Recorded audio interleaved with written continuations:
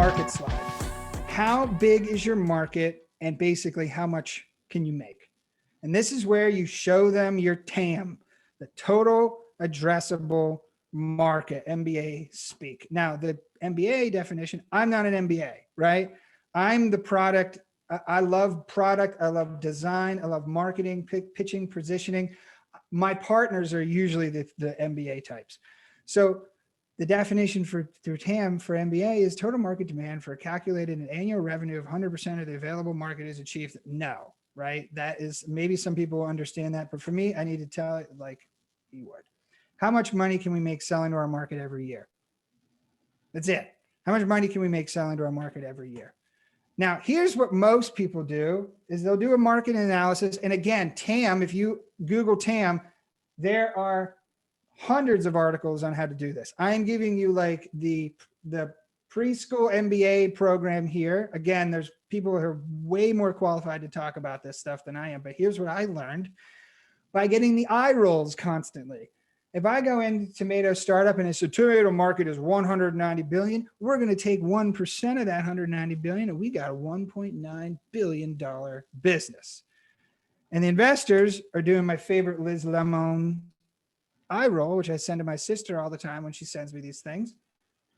They're going to be Liz Lemony eye rolling you the whole time because they're going to be like, I cannot believe that person just did a top-down market analysis. They may not say that, but that's what they're thinking. So what you want to do is bottom up, because this is what they're saying to you if you're not doing bottom up market analysis. Are you selling grocery store inside their head? You selling the grocery stores, organic, low end, high end, US based, international, farmers markets, food manufacturers? What kind of tomatoes? Roma, cherry, Campari, organic, mass produced? Like they're going through all of these things. It's going to be direct to consumer, Amazon, in-store. You don't like, you think they're listening to you, but they're not. They're thinking about all these if you're not answering their questions. And if you're in sales, you know the best way to sell someone is to answer the objection before they actually bring it up, right? So you're, in this case, you're going to answer their objection before they bring it up. You're going to do a bottom up. So you're going to say, how many customers are there? And how much is each one of those customers going to pay me? And that's my total addressable market, right? So if I say, this number, we already know this number. We don't know this number yet. We know how much we're charging. We don't know this number yet. Number of customers. 3 questions to get the number of customers. So if you say I'm selling to hospitals, that's great. You're in B2B. What types of companies? If you're in B2C, you're selling to athletes, gamers, musicians. That's not enough, but it's the start, right? So you say I'm selling to hospitals. Great.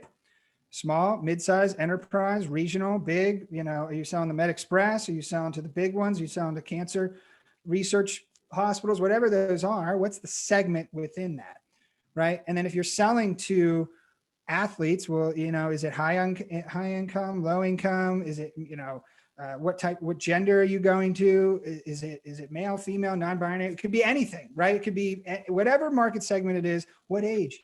Are they 10 years old or are they 100 years old, right? So those are important. And then the last one, which most people miss. So even here you could say hospitals, regional, mid-size, or, you know, regional hospitals, whatever. And the last one that most people miss is geography. They do not say, well, we're selling to you, because they're thinking that the investor's thinking about where you're talking about you're selling hospitals in the Midwest. Are you selling in the Northeast? Are you selling in the South? Like, where are you selling these initial hospitals? If you're in the marijuana business, you may be legally limited to one state. So you better be saying like, hey, we're going to roll it out to California first, and then we're going to go to you know, some other state that has lenient laws there, whatever country, or you're going to be global. So if you look, you can combine all that, you're going to say 10,000 small organic US urban grocery stores, right? And we all know, if anybody who's ever lived in a city, you know what those ones are, right? You know the small organic urban grocery stores if you were in a city. And let's say there's 10,000 of them across the whole US. Let's say I can get 2,000 of them times $25,000 a year is going to equal $50 million total addressable market. So if I'm looking at that and saying, okay, that's how I get to that calculation.